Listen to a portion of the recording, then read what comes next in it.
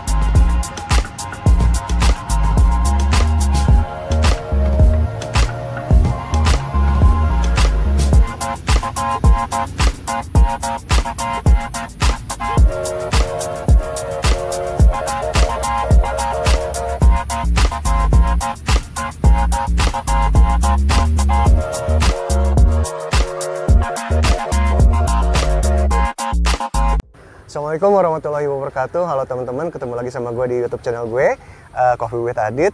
Kali ini dalam segmen bincang properti. Nah, ini spesial banget.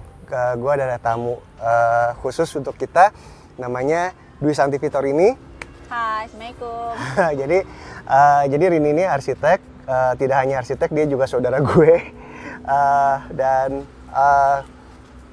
Kita SMA bareng ya? Iya. Kita SMA tapi bareng. Ketemu. Ya, kita nggak ketemu. Gue 96, dia 99. Kemudian Rini ini Rini ini ngajar di Unpar, sempat ngajar di Unpar.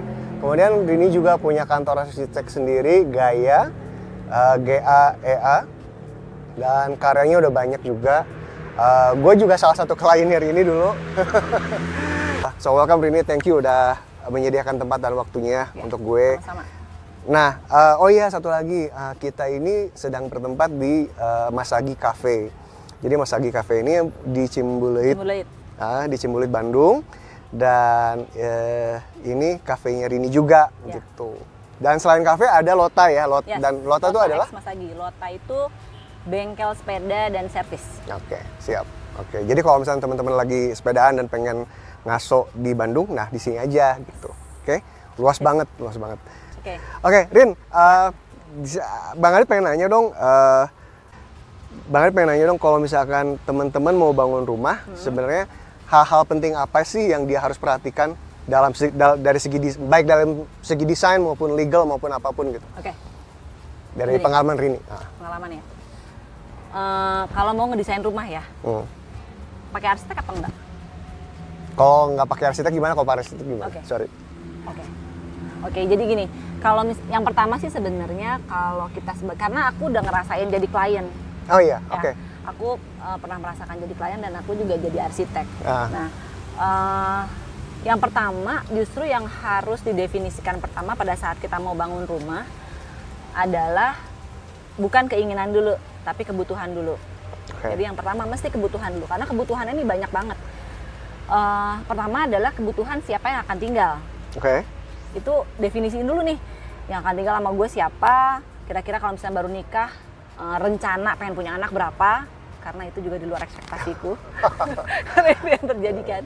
Kemudian apakah akan ada orang tua atau enggak nanti di rumah gitu. Okay. Misalkan mertua akan nginep di rumah atau orang tua sendiri akan tinggal di rumah dan lain-lain. Okay. Kemudian ini rumahnya akan menjadi rumah yang memang private atau enggak deh, gue depannya mau jadi public area, misalkan mau buat jualan, warung, apa segala macam. Kalau misalkan pada saat lokasi tanah dia di mixed use area, itu mesti di-define dari awal. Kemudian, karena itu nanti berkembang ke kebutuhan lainnya. Jadi memang kita mendefinisikan dulu nanti rumah kita nih fungsinya dulu buat siapa. Kayak misalkan, oh ternyata ini suami istri, misalkan sudah punya anak 2, kemudian dan suaminya di luar kota sebenarnya. Berarti nanti yang harus didefinisikan lebih banyak adalah si perempuannya, si ibunya. Karena kan dia yang mengelola rumahnya, bapaknya mungkin pulang seminggu sekali gitu. Jadi dia ruangnya mungkin tidak sedetail si ibunya yang akan mendefinisikan ruang di dalam rumah tersebut. Itu penting banget. Gitu. Karena kejadiannya begitu, beberapa kali ada klien kita yang memang yang mendefinisikannya banyaknya suaminya, padahal tapi suaminya kerja di luar kota. Tapi ruangannya memang diminta itu banyaknya memang buat suaminya gitu. Padahal mungkin cuma seminggu sekali lah dipakai, kan sayang gitu. Jadi nanti kita lebih arahkan, kalau arsitek-arsitek biasanya pasti akan ngarahin gitu, nih si rumah ini fungsinya lebih banyak dipakai sama siapa gitu. Gitu ya Bang? Ya. Itu yang pertama. Yang kedua, kebutuhan zonasi atau area. Gimana tuh? Jadi yang tadi udah dibilangin. Jadi misalkan tipe klien ini beda-beda, tipe orang ini pada saat bangun rumah nih beda-beda. Ada yang misalkan kayak aku nggak butuh ruang tamu nih Bang. Karena sebagian besar orang yang ke rumahku tuh adalah teman-teman atau sahabatku atau saudara. Jadi jarang banget aku ada orang asing datang ke rumah gitu. Jadi aku harus di ruangan yang public area gitu, nggak ada. Jadi aku nggak butuh itu. Jadi ruangan rumah aku memang semuanya private. Kalaupun ada ruang yang memang aku bilang itu, jadi gini, ini tuh akan ngaruh pada saat kan ada kayak aku kan berhijab nih. Aku kalau sampai rumah kan pengen buka hijab nih gitu. Nanti misalkan ada orang luar yang masuk ke dalam area aku, kan aku pengen masih di rumah misalkan nyaman, misalkan ada tamunya ada tamu suami gitu lagi datang, aku harus nyaman kan. Misalkan aku nggak mesti misalkan harus ke depan dan lain-lain. Misalkan lagi sama anak-anak. Jadi aku pisahkan tuh area. Ada area yang memang depan itu buat terima tamu, ada area yang memang ini udah masuknya private banget lah gitu. Padahal itu ruang TV sih sebetulnya gitu. Kalau kamar kan udah pasti private ya. Tapi misalkan aku tuh mendesain seperti itu, membagi 2 si bangunan karena berpikirnya nanti suatu hari nanti si bangunan depan bisa aku jual atau enggak bisa dibisniskan lah, kurang lebih gitu. Jadi aku punya 2 dan lain-lain lah. Tapi itu yang harus didefinisikan dari awal, beda-beda kan orang. Misal, kalau aku sih memang ada juga yang memang dia harus punya ruang tamu lebih dari 1, ada gitu. Jadi itu zonasinya harus seperti itu. Kemudian menentukan area servis. Area servis maksudnya gimana? Area servis itu ada yang terbiasa menggunakan asisten rumah tangga, ada yang tidak. Ada yang asisten rumah tangganya pulang, ada yang menginap. Ada yang lebih dari itu kan. Itu mendefinisikan akhirnya seberapa besar sih ruangan area servis yang kalian butuhkan gitu. Iya betul. Karena gini, itu kan makan space banyak gitu. Nah itu pun mesti diingat bahwa kan si asisten rumah tangga ini suatu hari dia akan ada pulangnya. Jadi jangan bikin yang tidak terakses dengan mudah gitu loh Bang. Itu penting banget sih. Kadang-kadang kita area servis itu paling belakang atau paling atas gitu. Yang kayaknya kita juga nggak akan pernah ke atas. Itu tuh penting banget karena pada saat asisten rumah tangga pas lebaran pulang 2 minggu gitu, aduh kita harus nyuci, harus kan repot ya gitu. Jadi memang harus jauh. Kalau apartemen kan ngedesain udah enak tuh gitu, semuanya tuh bisa dijangkau dengan maksimal. Sementara kan kalau misalnya rumah area servis tuh memang yang paling malah ruangan sisa biasanya. Ya itu susah tuh. Itu ruangan sisa justru ya itu ya tergantung balik lagi seperti apa. Kalau memang kalau gue sih ya ART gue soalnya dibagi nanti baliknya ya bisa juga sih. Tapi kalau misalkan enggak, kayak aku tuh memang mendesainnya memang udah semuanya dibikin mudah lah gitu, supaya kalaupun nggak ada ART ya nggak ada masalah. Gitu. Jadi zonasi itu. Kemudian yang terakhir zonasi untuk area parkir. Kenapa tuh? Kalau aku biasanya ya sekarang ya ke sini ya based on experience sih, banyaknya memang akan menyarankan untuk kalau sebisa mungkin si mobil nggak usah digarasiin. karena dia kan memakan per meter persegi Iya, betul. area luas lahan kan gitu. Sebaiknya di carport aja gitu. Iya. Ya, jadi Bang Ari juga ngeliat desain itu berubah dalam 30 tahun terakhir tuh ada banyak sih yang tadinya ruang tamu jadi nggak ada. Jadi nerima orang asing di teras saja. Bisa. Ya kan. Terus kemudian major shift juga ini. Dulu ada dapur kotor, dapur bersih, sekarang dapur saja satu. Kemudian service area itu juga. Terus terakhir ya itu carport yang tadinya carport dan garasi sekarang jadi carport aja. Yes. Karena Banyak itu bisnis. sekarang semakin sini mungkin lahan juga semakin mahal. Kau mau mewadahi aktivitas manusianya atau buat parkir mobil gitu? Iya, betul. Itu kan kecuali kalau memang mobilnya memang harus diwadahin. Kalau aku kan memang nggak terlalu begitu sama mobil, jadi aku tidak butuh garasi. Aku lebih butuh bengkel sepeda misalkan gitu. Oke. Nah, Jadi, pertanyaan Bang Aret nih mungkin mungkin unscripted sorry tapi request klien apa yang paling aneh yang Rini pernah dapat dan harus eksekusi? paling aneh ya? Ruang pemujaan mungkin kan? Enggak sih. Kalau aneh sih enggak, cuman Atau menantang kalau nggak aneh maksudnya iya. Sekarang untuk menghormati klien-klien Yes, Rini tentu. yes. Sorry. Ini tuh kita lagi mendevelop, lagi terbangun. Kita mewadahi koleksi mobilnya dia. Wow. Yes, dia supercar gitu.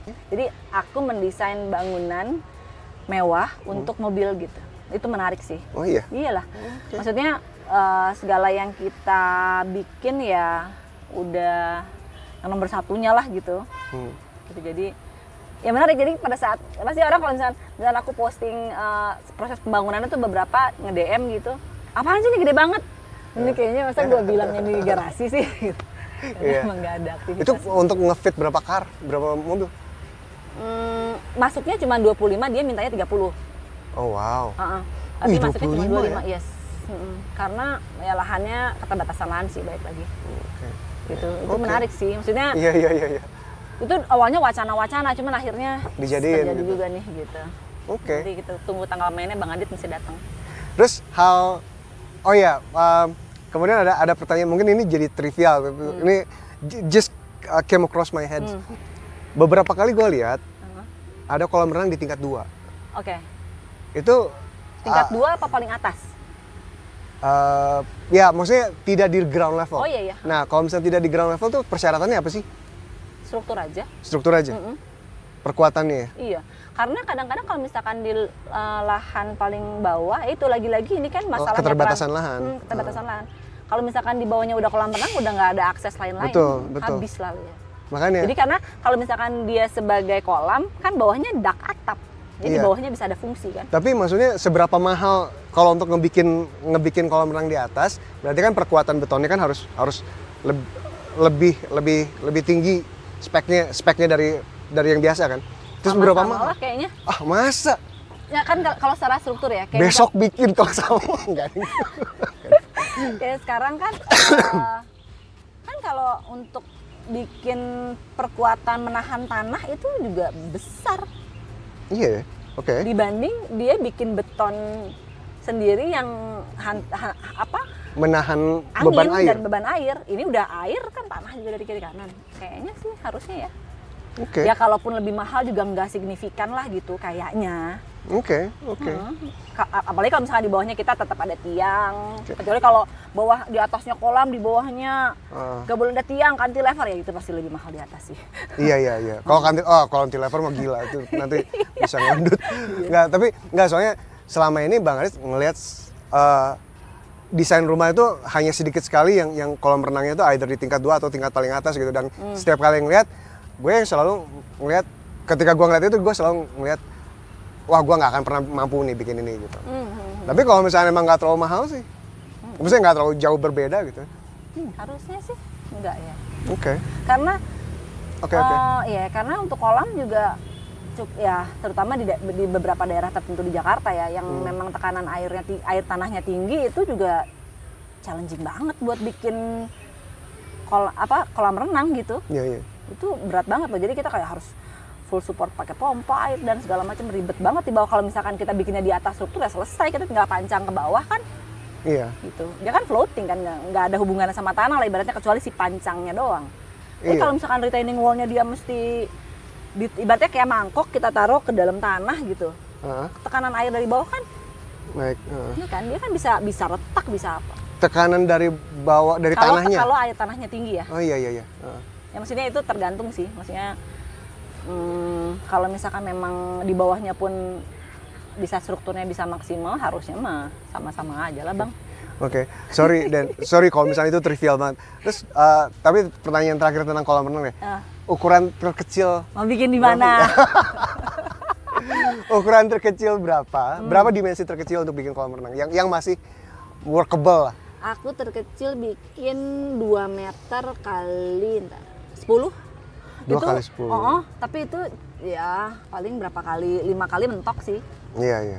Okay. Tapi masih oke dilihat gitu, nggak kayak gali buat apa gitu. Masih enak lah. Pada saat udah jadi sih oke kok. Iya. Oke. Ya, paling kalau mau Bang Adit dalemin kayak dicerita Bang Adit kan. Iya. Enggak, soalnya renangnya naik turun. Soalnya iya.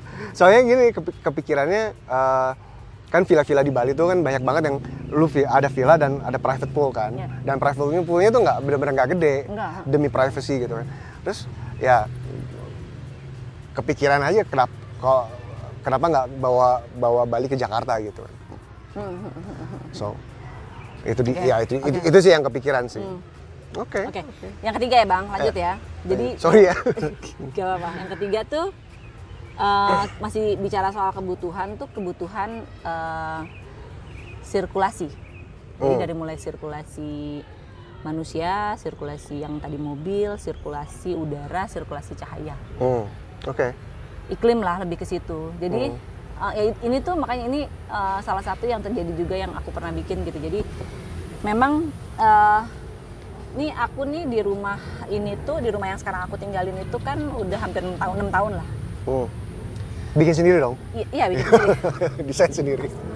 Arsiteknya Gaya, nanti ayah arsitek. Ada Dina itu partner saya. Nah itu sampai sekarang tuh maintenance-nya sedikit banget sih Bang. Dan karena? Jadi sukses story-nya apa tuh? Oke. Bangunan yang kita desain itu kita nggak ada nempel dengan dinding tetangga. Oke. Memang kita mengorbankan balik lagi per meter persegi lahan di situ gitu. Tapi udahlah, aku tuh gini karena kan aku di daerah mixed use ya. Si rumah nih yang aku bangunnya adalah di daerah mixed use. Aku khawatir suatu hari sebelah kanan atau belakangku tuh bikin hotel 5 lantai gitu. Atau dapur gitu kan. Ya. Atau dapur mie ayam gitu, dapur restoran gitu. Iya, tapi pada saat dia tinggi kan, Bang kalau misalnya bangunan kita nempel kan selesai udah. Iya, betul. Ya kan? Jadi aku tuh kasih jarak, karena kebutuhan ruangnya juga memang nggak terlalu besar. Aku kasih jarak itu ternyata minimal itu 60 cm. Dari kiri kanan tuh 60 cm. Dan terus? Kenapa 60 cm? Supaya orang masih bisa lewat kalau bersihin. Kalau terlalu sedikit juga nanti susah kita bersihin segala macam. Nah, si 60 cm itu sekarang karena memang dia mepet kiri kanan, dia bisa buat kita strategiin naruh itu loh exhaust AC ya. Iya. Buangan AC dan lain-lain. Jadi nggak akan kelihatan juga ke fasad dan nah sampai sekarang itu bangunanku tuh nggak ada lembab. Gitu.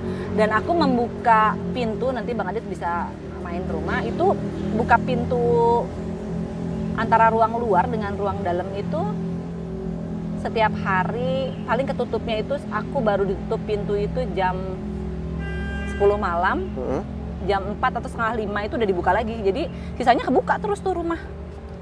Gitu, jadi memang nggak pernah tutup pintu Bang.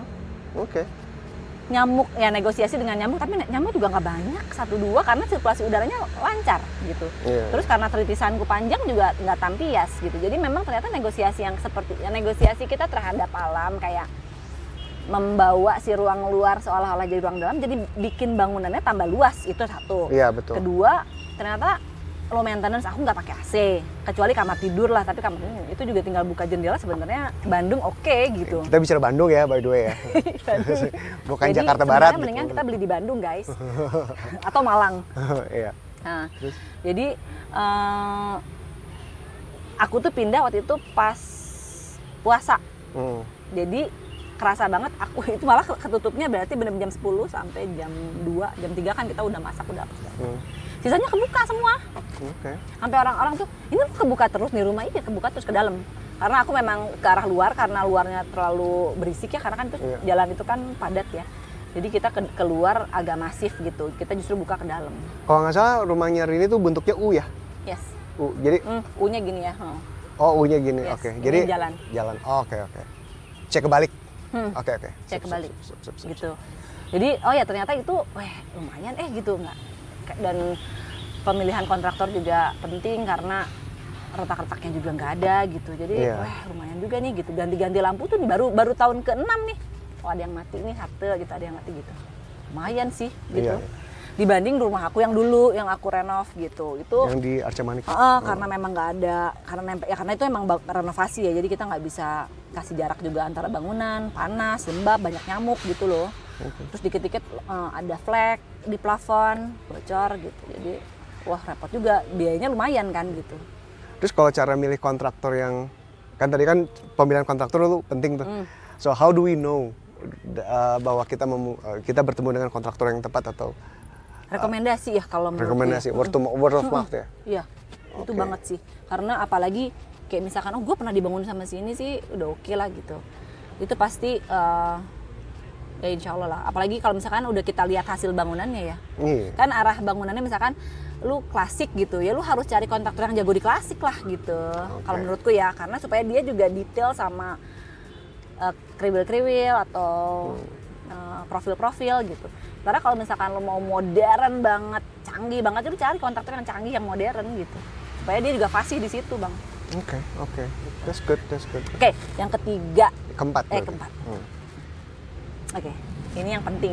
Jadi kebutuhan terhadap luasan. Jadi nanti gini, kalau aku tuh ya karena balik lagi ya tadi ya soal fungsi awal ya. Kan kita mendefinisikan ini bikin rumah nih buat siapa? Iya, betul.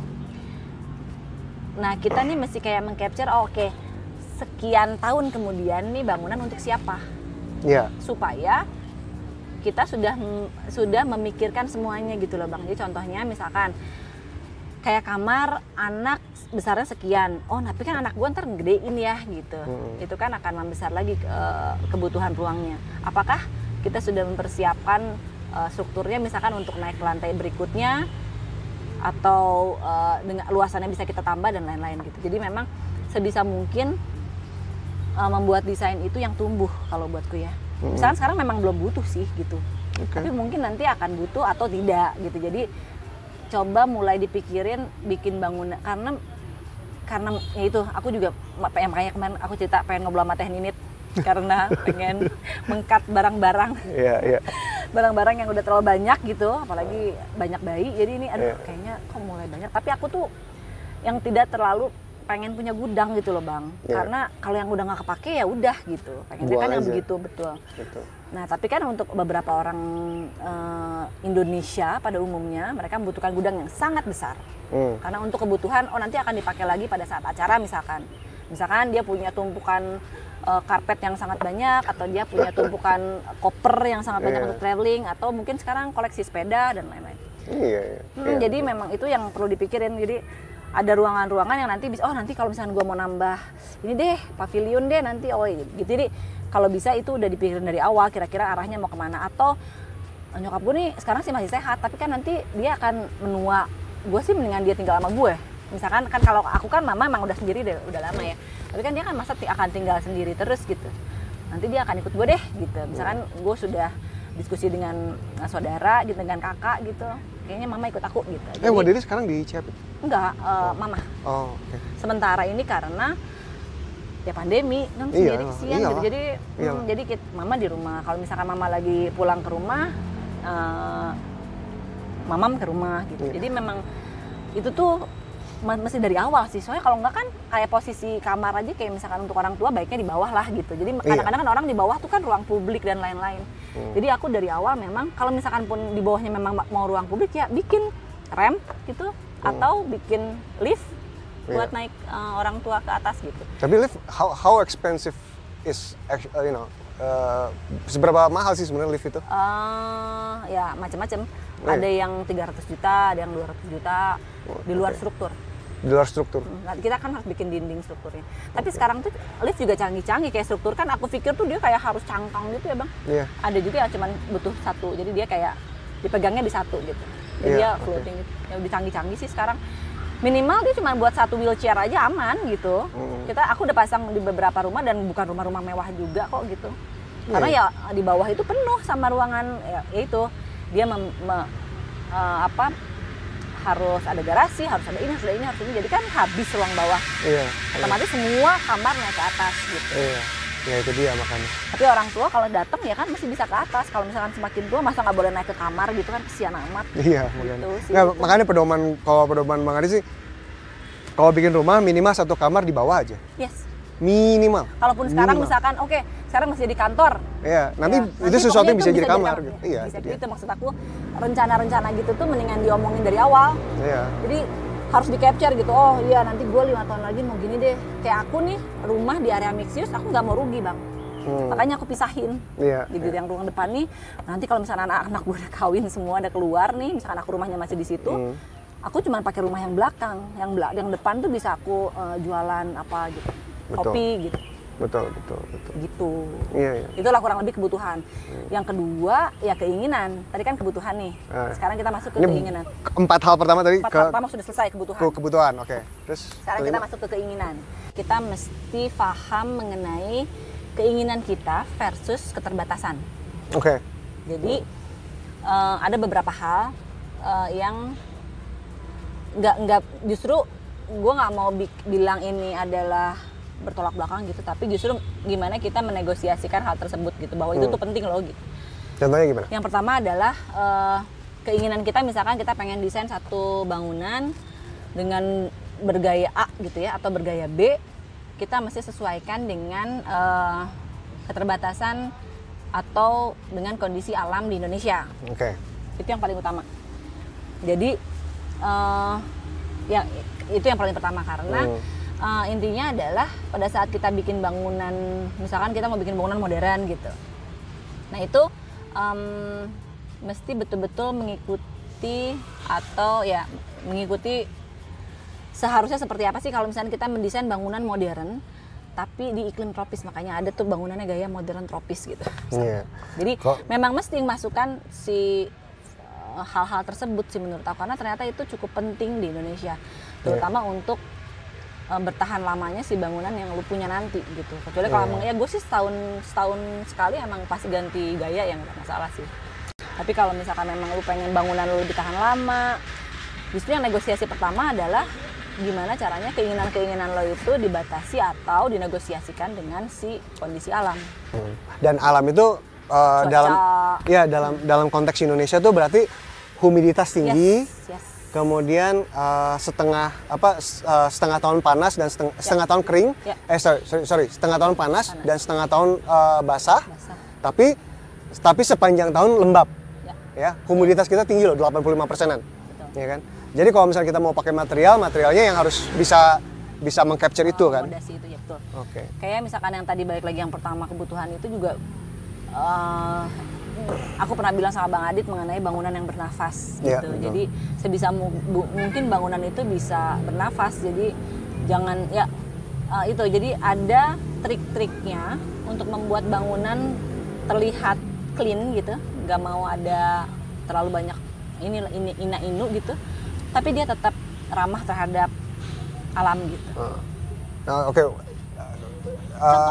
Contoh triknya. Jadi misalkan pada saat kita misalkan lihat bangunan modern nih flat gitu kayaknya kayak bidang gitu, sekali-kali lihat di belakangnya ada apa gitu, apakah dia ruangan tertutup atau tidak gitu. Sebagian besar itu banyak bukaan-bukaan yang tidak terlihat sebetulnya. Oke. Kan seolah-olah dia kayak box aja gitu ya, kayak ketutup, padahal dia udah si arsitek-arsitek yang jago-jago di modern tuh mereka sudah memikirkan solusi-solusi terhadap hal tersebut. Jadi mereka sudah buka-bukaan yang memang nggak kelihatan, Tapi nggak akan tampias, nggak akan ada padoh air gitu ya. Nggak akan rembes. Ada lendir-lendir di plafon gitu. Nggak ada kan ompol, mesti nggak akan. Itu kan paling banyak terjadi ya. Iya, gitu. Iya. Kayak misalkan lo jendela mau nggak ada kanopi di atasnya bisa gitu. Iya, Ya, tapi ya gitu, itu yang harus kita negosiasikan gitu bersama arsiteknya atau lihat referensi aja sih. Kayak misalkan gue mau lihat deh ke rumahnya si ini berkunjung. Jadi memang saranku sih pas mau mendesain rumah ya berkunjung lah ke banyak bangunan gitu supaya bisa untuk referensi ya. Buat referensi karena lu harus mengalami ruangnya langsung. Kadang-kadang kita ngelihat referensi di Google gitu atau di Pinterest gitu itu tampaknya kan ya, kalau misalnya lu datang langsung gue naksir misalkan ini villa di sini atau di Bali atau di mana ini kayaknya kece nih, lu datengin lihat perhatiin gitu. Memang mesti gitu sih supaya nggak nyesel. Iya bener. Nah, karena kan ya lu akan mengeluarkan uang yang cukup banyak gitu soal itu yang keinginan yang pertama tuh. Negosiasi kita terhadap alam. Yang kedua aku lupa, terhadap luas tanah. Oke. Jadi yang pertama kita harus sadari bahwa tanah kita berapa besar. Betul. Oke. Keinginan kita berapa besar mau ruangnya gitu. Jadi nggak ada masalah apakah memang bisa atau tidak, nanti itu akan di akomodasi terakhir. Cuman kita mesti tahu dulu nih tanah kita segini ya gitu. Dan sebaiknya memang tidak full terbangun kalau saranku. Iya. Gitu. Jadi Nah, memang dia harus bisa punya ruang luar gitu, karena apalagi kalau rumah ini kan kita bicara rumah tinggal ya. Jadi kalau rumah tinggal baiknya sih kita punya ruang luar, mau itu ruangan di belakang tamannya, mau tamannya di tengah, mau tamannya di depan, itu bisa, atau pinggir kiri kanan, bisa macam-macam, atau di atas gitu. Jadi sebaiknya harus ada gitu, buat tanaman, buat lo berjemur, buat apa segala macam itu mesti ada. Jadi pada saat kita membeli tanah, membeli, kemudian lu akan mendesainnya, jadi lu sudah oke, gue 30%-nya aja deh si yang hijau misal, karena di situ memang KDB-nya misalkan 70%. Tapi KDB 70% itu kan sebetulnya sudah termasuk si area perkerasan. Gitu. Jadi sebenarnya kalau bisa sih area hijaunya banyakin. Kalau bisa setengah deh gitu. Kalau ya sebisa mungkin ya. Tapi kalau misalkan pun enggak, ya intinya lu harus sadar dengan keterbatasan lahan lu dan keinginan lu punya ruangan. Jadi kalau misalkan ruangan gue harus banyak soalnya anak gue banyak gitu. Oke, berarti ruangannya perkecil. Iya. Gitu. Kayak gitulah kurang lebih. Sip. Yang terakhir itu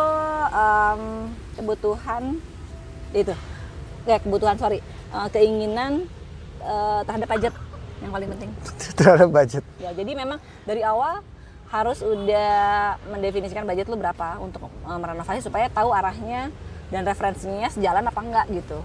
Dan aku ngeliatin nih, Bang, maunya yang kayak gini ya, aku bangunannya pokoknya mau kayak gini nih, percis gitu. Terus misalnya si arsiteknya, ini sih kayaknya mahal ya gitu, tapi mungkin bisa kita akalin. Jadi misalkan bisa sih kayak gini, tapi nanti kita coba akalin, kita desain ya gini. Tapi misalkan negosiasinya bisa di finishing, bisa di besaran struktur, bisa di macam-macam. Tapi intinya budget mendingan tentuin di awal sih. Kira-kira aja. Pasti budget lo ngebangun rumah itu naik 10-20% pasti di tengah jalan. Gitu ya? Aku sih gitu. 10-20%. So far semua klienku dari dulu naik 10-20%. Kita 100%, Rin. Iya, minimal kan 10-20% aku bilang. Enggak, soalnya di tengah jalan, kita 100%. Karena waktu di tengah jalan itu harga besi kan naik. Yes. Rupiah sesuatu terjadi pada rupiah dan pada akhirnya harga besi naik.